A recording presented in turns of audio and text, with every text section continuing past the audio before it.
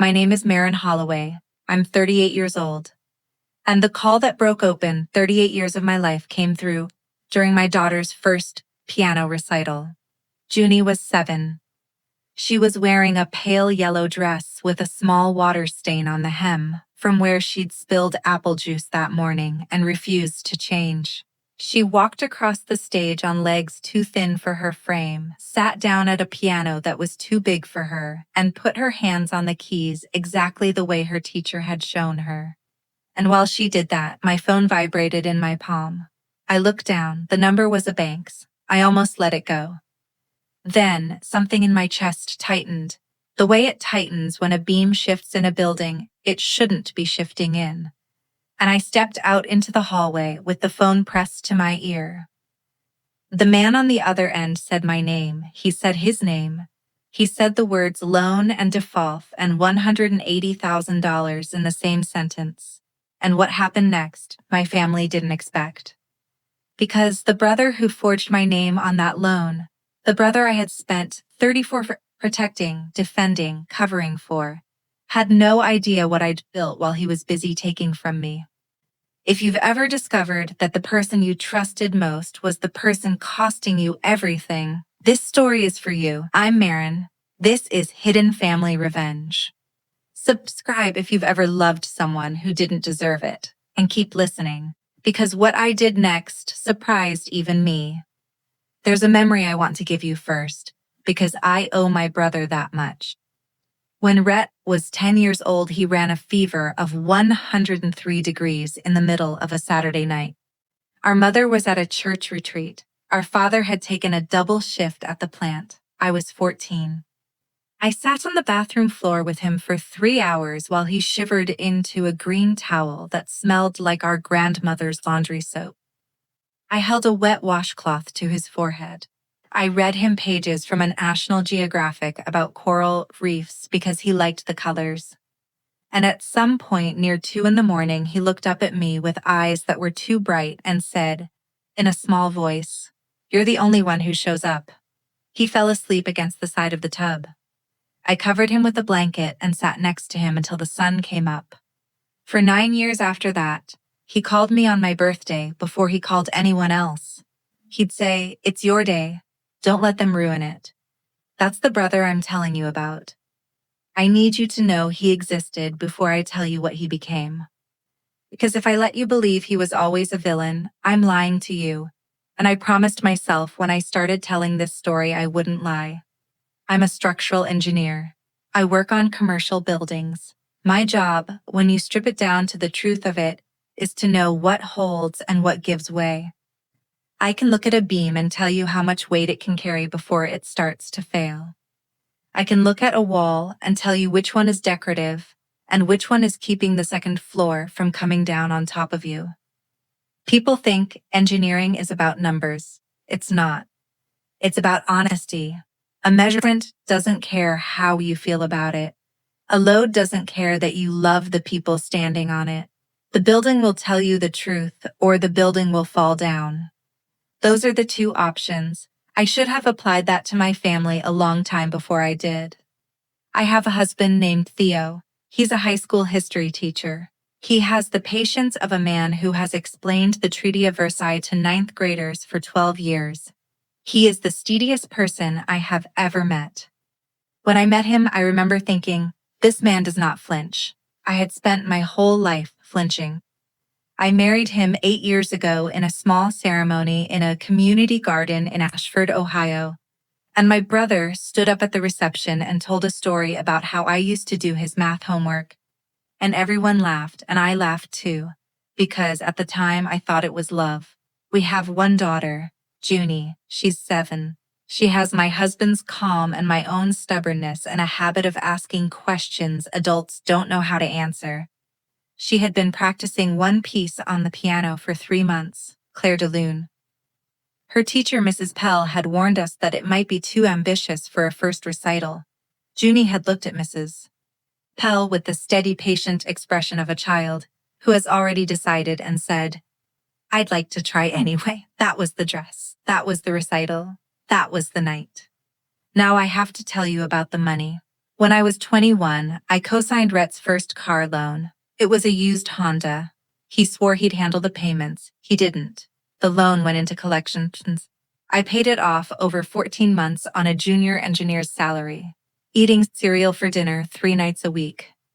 When I was 26, our mother called me crying because Rhett owed back rent. I wired him $1,800.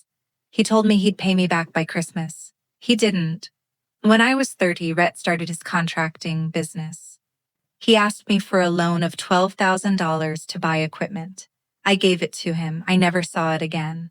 When I asked gently, 6 months later, he said, and I will remember the exact phrasing for the rest of my life, "Marin, you're going to make me feel small about this, and I don't think that's who you want to be." 3 weeks later, he posted a picture of a new truck on Facebook. I want to tell you I confronted him. I didn't. I told myself he must have needed it for work. I told myself he'd pay me back when the business stabilized. I told myself a lot of things. There is a particular kind of patience that calls itself virtue and is actually just fear of conflict, wearing a nicer coat. I had been wearing that coat for a long time. And here's the part I want you to hear because it matters for the rest of the story. When Rhett was 9 and I was 13, our mother went through a depression I didn't have a name for at the time. She couldn't get out of bed for weeks. She forgot things, permission slips, lunch money, field trip forms. Rhett came home one afternoon with a permission slip for a 4th grade trip to a science museum, and he was crying because he was the only kid in his class whose mother hadn't signed it. He thought he wasn't going. I sat him down at the kitchen table. I showed him our mother's signature on an old check.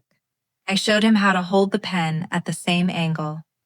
I showed him how to make the L in Lorraine loop the same way.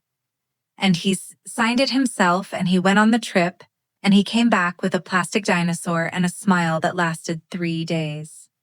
I taught my brother how to forge our mother's signature when he was 9 years old. I want you to remember that. I want you to hold it in your hand while I tell you what happened next. Because what was about to happen wasn't just about him. It was about something I had built with my own hands and forgotten I built. There was one more thing. 6 months before the recital, my firm, Holloway and Marsh Engineering, no relation to the family Holloways, just a coincidence Theo and I laughed out, had secured the contract for the new First Ashford Bank regional headquarters. We were doing the structural audit and a portion of the security review. I knew the loan officers by their first names. I knew the supervisor of the loan officer. His name was Marcus Devlin. We'd had coffee twice. He'd asked about my daughter. I'd asked about his son. We were friendly the way professionals get friendly when they're going to be in each other's lives for 2 years on a project. I never mentioned any of this to my family.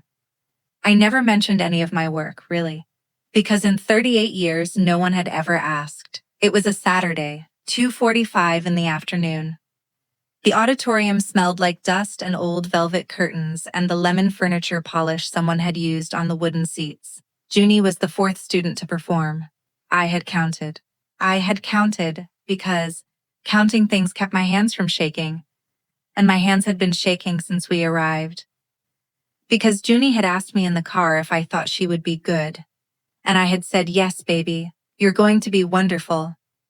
And I had meant it the way mothers mean things when they're terrified for their children. She walked across the stage, the pale yellow dress, the apple juice stain. She sat down at the piano. She put her hands on the keys exactly the way Mrs. Pell had shown her, and my phone vibrated.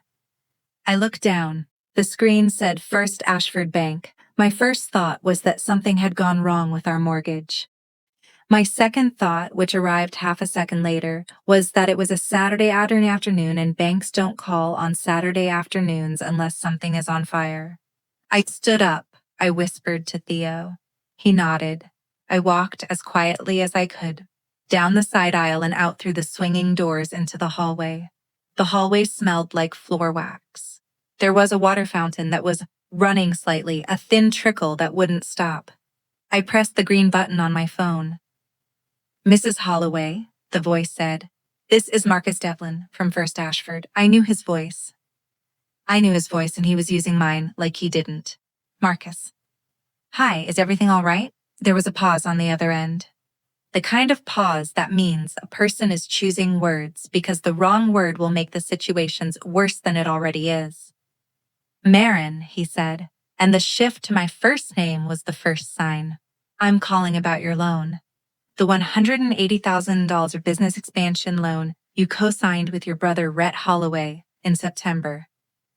In the auditorium behind the doors, the first notes of Claire de Lune began. Slowly, carefully, a child's hands on a piano too big for them. I didn't co-sign a loan, Marcus, I said. The pause this time was longer. I could hear him breathing. I could hear my daughter playing. I could hear the water fountain. Marin, he said, and his voice changed again, became careful, became the voice of a man who has realized he is holding something fragile. Your signature is on the document. It was notarized in our Ashford branch on September 14th. The loan is currently 4 months in arrears. Your brother has not made a single payment. The bank is required to pursue collection from the cosigner. I'm calling you as a courtesy before this goes to our legal department on Monday morning. I leaned against the wall. The wall was cool. I could feel the texture of the paint against my shoulder blade through my blouse. Inside the auditorium, Junie was 3 measures in. The piece moves slowly at the beginning. The notes hover. Every part of me wanted to scream. I didn't. I closed my eyes. I took one breath. I said, Marcus, I need you to do something for me. I need you to put a hold on every action involving this loan until I can come into your office on Monday morning at 8 a.m. I need a copy of every document with my signature on it. I need the notary's name. And I need you to do me one favor. Do not call my brother. Not yet. I heard him exhale. Marin, it's a forgery, Marcus. I have not been inside First Ashford Bank since the lobby tour during the audit. I have not signed a loan document for my brother. Ever. And I need until Monday to decide what I'm going to do about it. He was quiet for a long moment. I'll see you at 8, he said. I'm sorry, Marin. I hung up. I stood in the hallway with the water fountain trickling and my back against the wall. Inside, my daughter was playing Claire de Lune, and she was almost halfway through, and she had not made a single mistake. I walked back into the auditorium. I sat down next to Theo. He looked at me. He has known me for 14 years. He didn't ask. He just took my hand.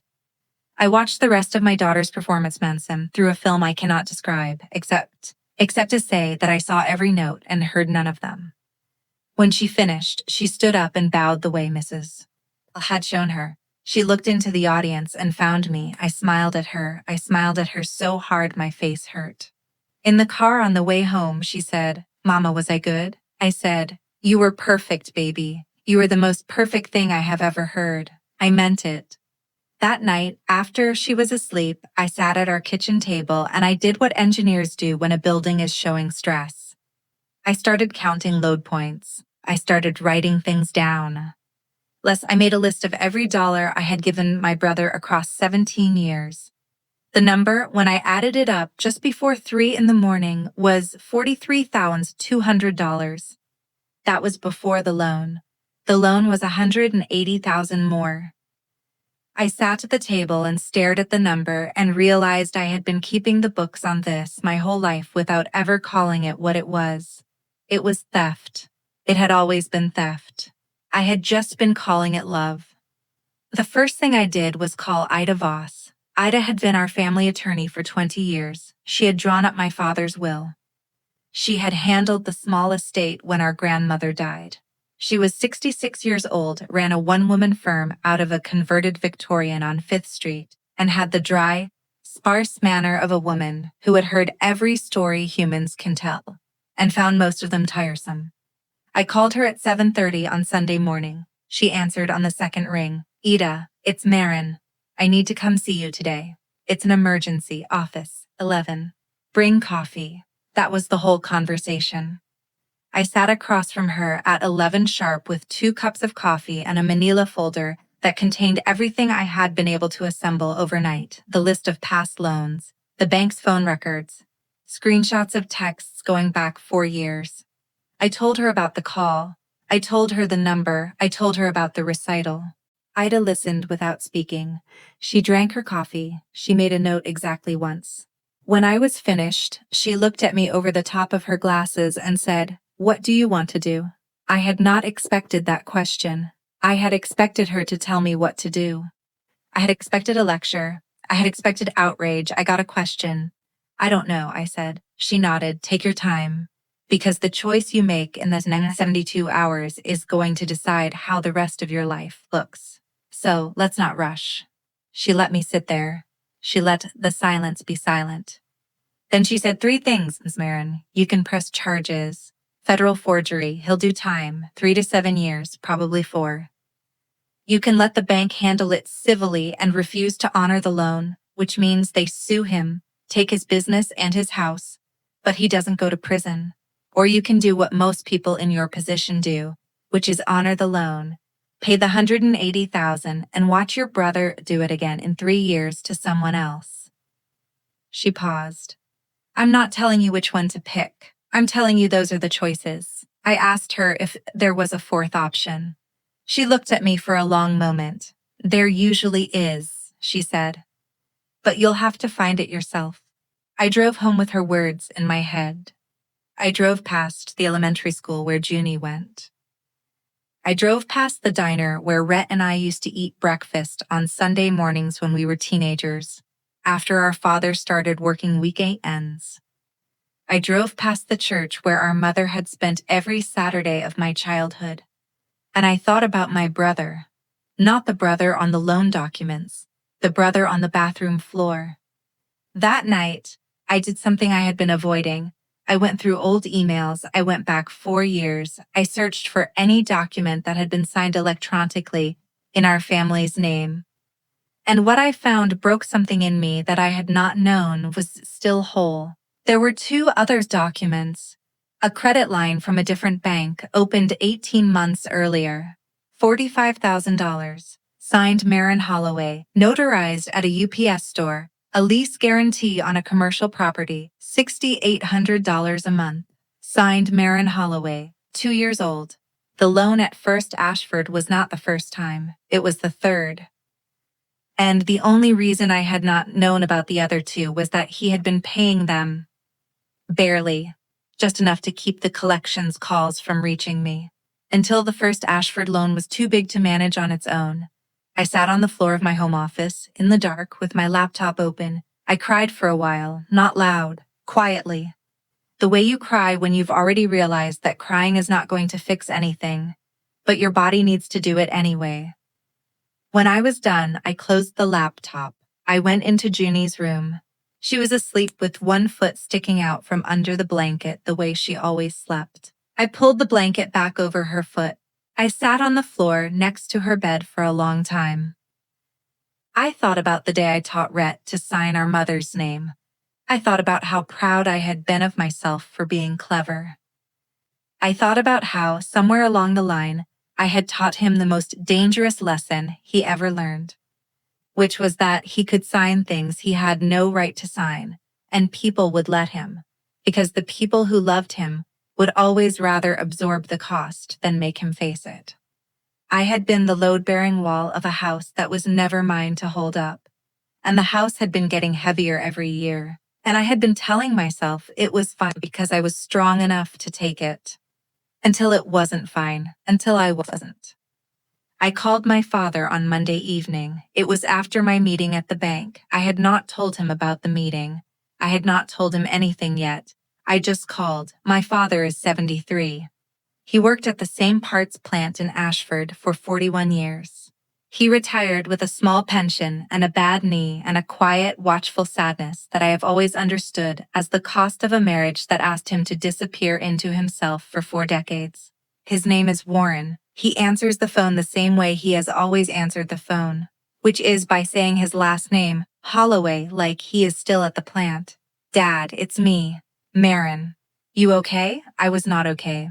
I told him what I had found. I told him about the loan, the other documents, the bank, the meeting. I told him I had until Friday to decide what I was going to do. I did not tell him about the option to press charges. I let him sit with the rest of it. He was quiet for a long time. I could hear the television in the background. He had been watching a baseball game. "Marin," he finally said. I knew. The floor felt like it tilted. "What do you mean you knew?" "I knew something was wrong. I didn't know what." "Your brother came to me last summer asking if I would co-sign something. I told him no. I told him to go to his sister. He didn't say anything for a while. Then he laughed and said, 'Don't worry about it, Dad. I'll figure it out.' And I let it go, because I didn't want to know. Because if I knew, I'd have to do something. And I'm 73 years old, Marin, and I am tired of doing things." He paused. "I let him do this to you because it was easier than stopping him.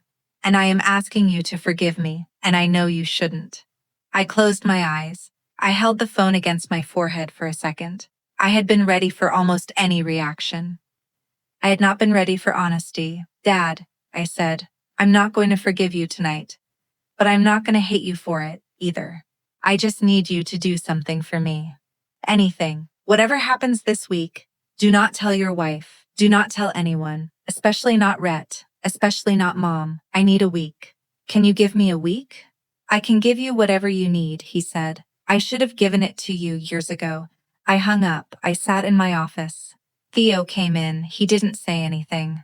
He just sat down on the floor next to my chair and put his hand on my ankle. We stayed like that for a long time. That night I made a decision I did not tell anyone about. Not Theo, not Ida, not yet. I was going to handle this the way I handled buildings. I was going to find the load-bearing point, and I was going to relieve it, not destroy it. Relieve it. There is a difference. I was not going to press charges. Because pressing charges would put Rhett in a federal prison for 4 years, and his 2 children would grow up, watching their mother visit their father, in a place with metal detectors and orange jumpsuits. And I had decided, sitting on the floor next to Junie's bed, that I would not be the person who made that happen to children who hadn't done anything wrong. I was also not going to honor the loan. I was not going to write a check for $180,000 to absorb a crime committed against me. I had absorbed enough. I was going to do the third thing, the thing Ida had said I have to find myself. I was going to give my brother exactly one chance to choose. Once. Politely. Firmly. And then I was going to step out of the way and let the building decide what it could and could not hold. I want to tell you about the days in between, because that's where most of the real story is. By Tuesday, I had reviewed every document with Ida. We had filed a notarized affidavit of forgery with First Ashford. Marcus Devlin had been quiet, professional, and almost unbearably kind. The notary on the loan turned out to be a UPS store franchise employee who had not actually verified my identity, just stamped what was in front of him. The bank had a problem. A bigger one than I did, in some ways. By Wednesday, I had told Theo everything. He listened the way he always listens, which is by not interrupting and not flinching, even when his jaw was so tight I could see the muscle working in his cheek. When I finished, he said, "What do you want, Marin? Not what's reasonable, not what's fair. What do you want?" I thought about it. "I want him to know what he did," I said. "I want him to look at it. I want him to have to look at it without anyone in the room helping him not see it. And then I want him to decide what kind of person he's going to be from there. I don't want to make the decision for him." Theo nodded. "That's harder than pressing charges," he said. "You know that. I know." "Okay," he said. "Then we do that." He went into the kitchen and made me a sandwich. He brought it back. He sat on the floor while I ate it. That was the entire conversation. That was my entire marriage in one evening. By Thursday, the bank had agreed to hold all action against me as the co-signer, pending the outcome of an internal review. Marcus called earnestly to tell me. He also said, off the record, that the bank was deeply embarrassed. Their notary had failed protocol. Their loan officer had not verified the co-signer's signature against any sample on file. They had liabilities. He did not say it directly, but I understood. The bank wanted this to go away as quietly as possible. The bank also did not want to lose the firm doing their structural and security audit. I did not threaten them with that. I did not have to. They knew what I knew.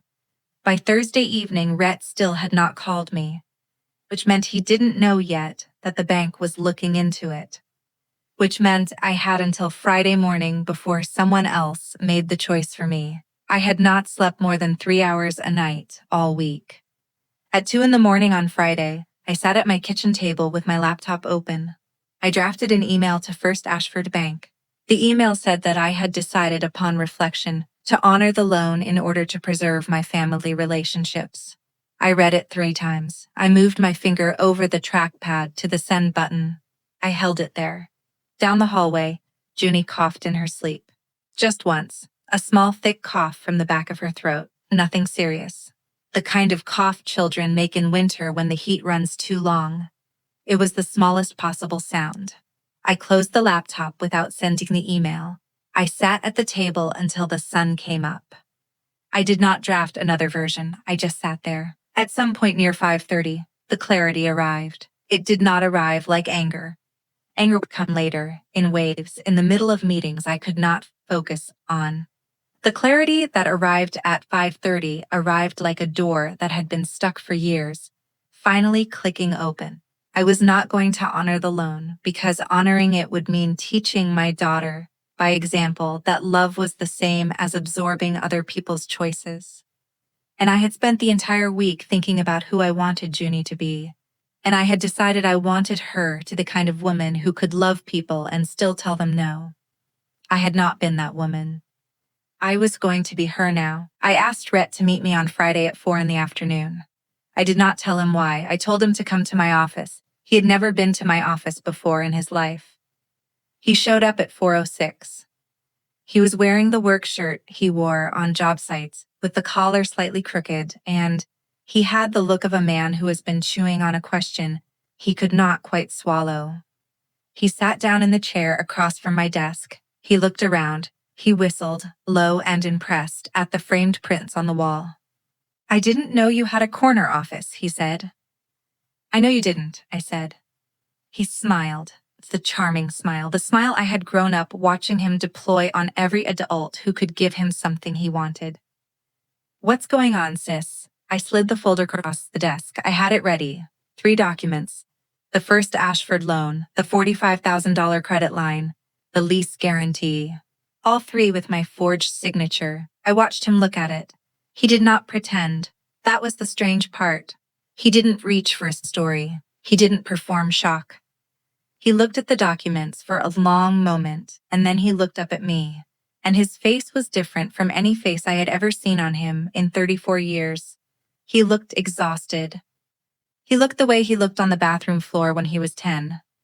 "How did you find out?" he said quietly. "The bank called me at Junie's recital." He closed his eyes. "I knew it would happen eventually," he said. "I just didn't know when." He opened his eyes. He did not look away. "Marin," he said, "I knew you wouldn't say no. That's the worst part. I'm sitting here trying to figure out how to tell this to you, and I can't even pretend to myself. I didn't know what I was doing. I knew. I always knew. And I did it anyway because I needed the money and you were the door I knew was unlocked. That is the truth, and I cannot make it less ugly." I sat there. I did not move. He kept going. "The business is failing. It's been failing for 2 years. Bree doesn't know. Mom doesn't know. Dad knew something. He told me to come to you. I didn't have the guts to ask. So I signed it. I figured I'd pay it back before you ever found out. I figured I could keep the music going long enough to figure something out. And I couldn't. I couldn't, and I knew I couldn't, and I did it anyway." He stopped. He looked at the floor. "I'm not asking you to fix this," he said. I came in here expecting to lie to you, and I can't. I can't sit across from you and lie to you, so I'm not going to." That was the moment. That was the moment I had been waiting for without knowing it. Because in 34 years, I had never heard Rhett tell the truth about himself when there was a way out of the room. I looked at him for a long time. Then I said, "Rhett, I need to tell you something.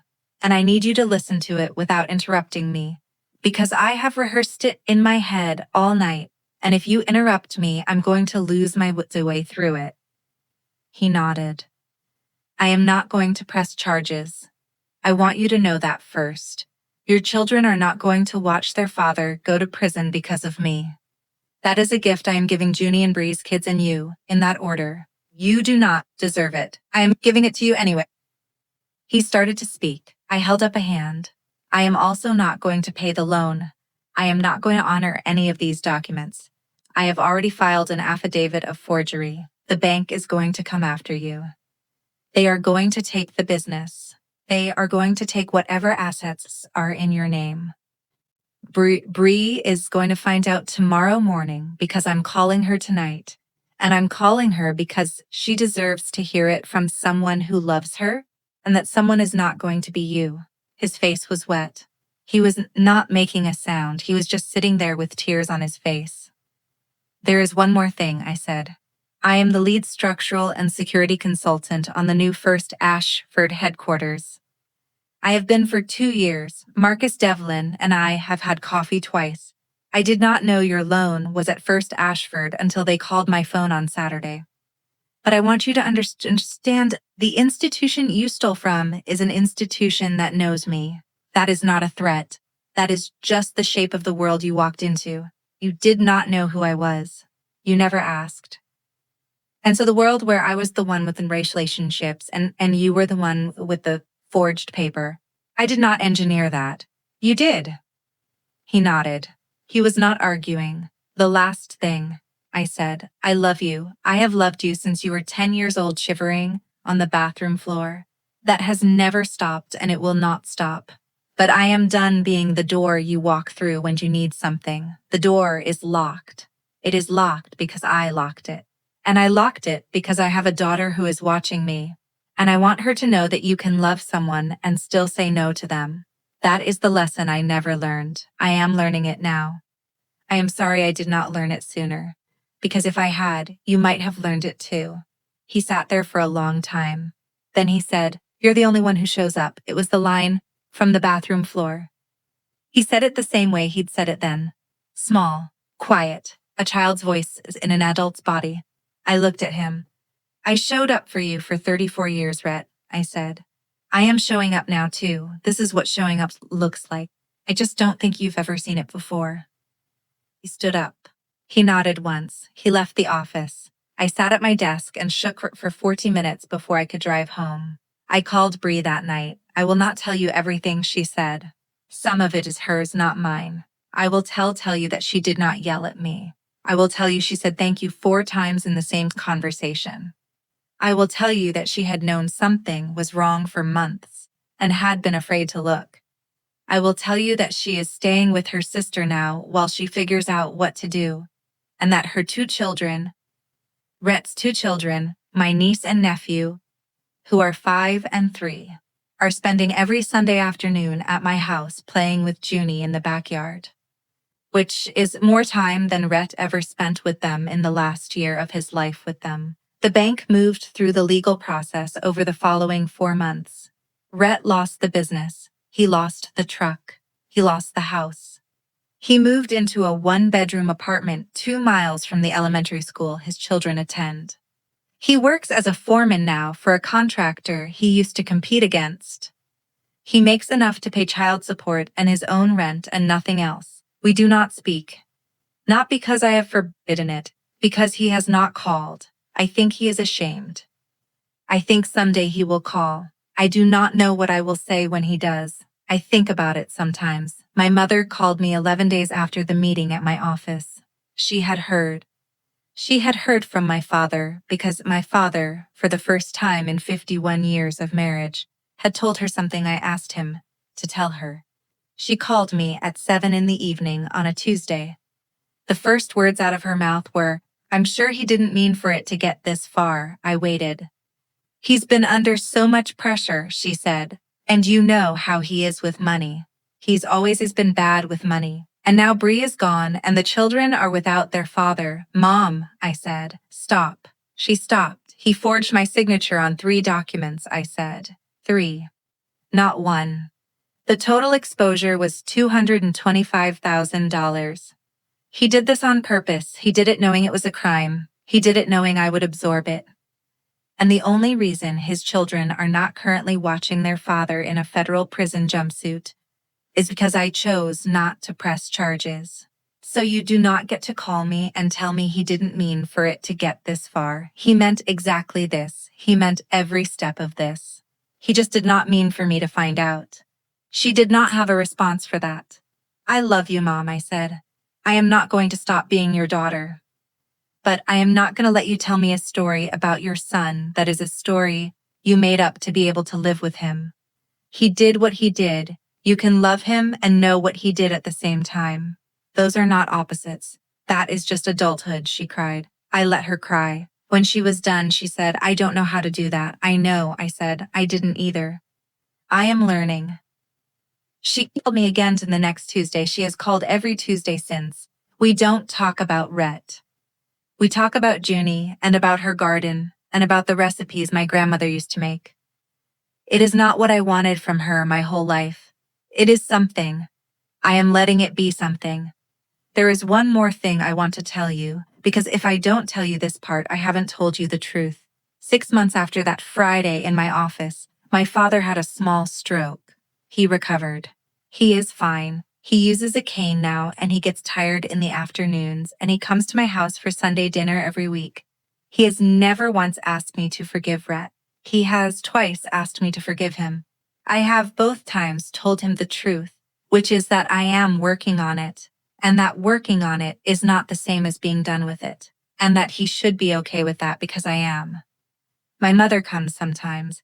Bree comes most weeks. Her 2 children play in the backyard with Junie. Junie has a piano now, a small upright one we bought used from a family across town. She practices every afternoon when she gets home from school. This past Saturday, she came downstairs in her pale yellow dress, the one from the recital.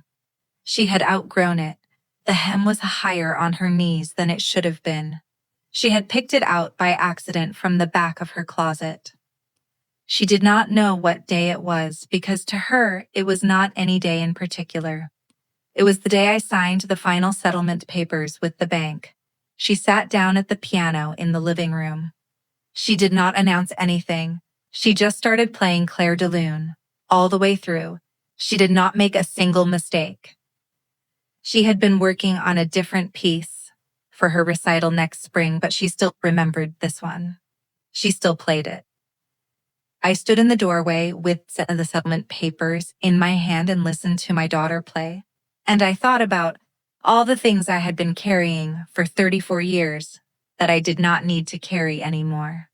I had been the load-bearing wall of a house that was never mine to hold up. And the house was not mine. It had never been mine. The people inside it could love me or not love me, but they were not going to fall down without me. They were going to find their own foundation, or they were not, and either way, I was going to stop being the wall. Junie finished the piece. She turned around on the piano bench. She saw me standing in the doorway. She said, "Mama, you're crying." I said, "I know, baby. I'm happy." She thought about that for a second. Then she said, "Can I play it again?" I said, "As many times as you want." She turned around and played it again.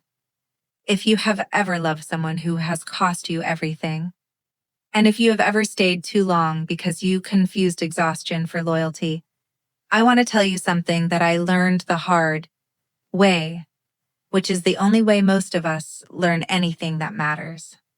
You can love someone and tell them no. You can love someone and stop saving them. You can love someone and let them face the thing they did. That is not the absence of love. That is what love looks like when it has stopped lying to itself. I used to think that being the strong one in my family meant carrying things no one asked me to carry. Now I know that being the strong one means putting the things down and letting the people who put them on you in the first place see, finally, that they were always carrying themselves. They just had me to lean on, so they never had to learn. I am still learning. I am not done.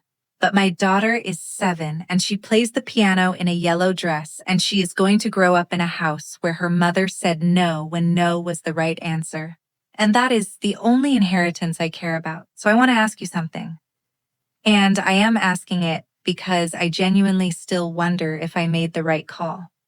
If your siblings forged your name on a 6-figure, would you press charges? Or would you protect their children from watching their father go to prison? Because I chose the second one, and I do not know, even now, if it was the right choice. I think about it every week. So tell me in the comments, what would you have done? I want to hear it, especially if you've ever been the one in your family who shows up. This comment section is for you. I'm Marin. This is Hidden Family Revenge. Thank you for listening.